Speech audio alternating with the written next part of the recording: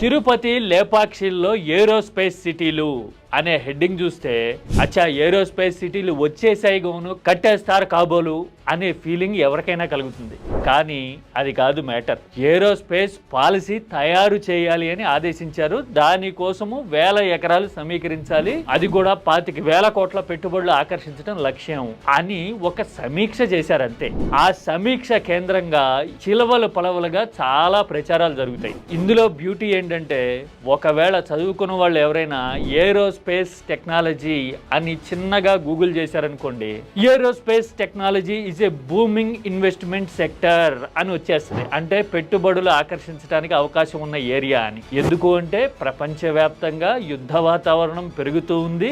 అందుకోసం aerospace technology అనేది essential అయిపోయింది.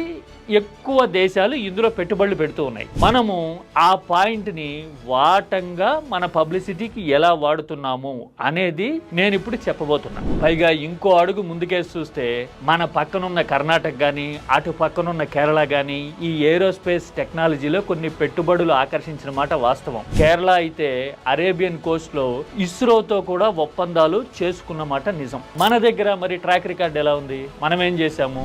ఇదే ఏరోస్పేస్ టెక్నాలజీ బేస్డ్గా మనం 2015 నుంచి చాలా ప్రచారాలు చేసుకున్నాం. ఇదే లేపాక్షి కేంద్రంగా చాలా ఇన్వెస్ట్మెంట్స్ వచ్చేసాయి అని ప్రచారం చేసుకోవడమే కాదు, బెల్ లాంటి కంపెనీలు వస్తున్నాయి అంటూ మనం శంకుస్థాపనలు కూడా చేసాం 2015లో. 3 ఏళ్లలో ఆ కంపెనీల నిర్మాణం పూర్తయిపోతుందని 1000 ఉద్యోగాలు వచ్చేస్తాయి అని చెప్పాం. అంటే మన లెక్క ప్రకారం 2015లో శంకుస్థాపనలు చేశాం కాబట్టి 2018లో ఉద్యోగాలు వచ్చేసి ఉండాలి. గత 7 ఏళ్లుగా అవన్నీ నడుస్తూ ఉండాలి. నడుస్తున్నాయా? వాస్తవం ఏంటనేది అందరికీ తెలుసు.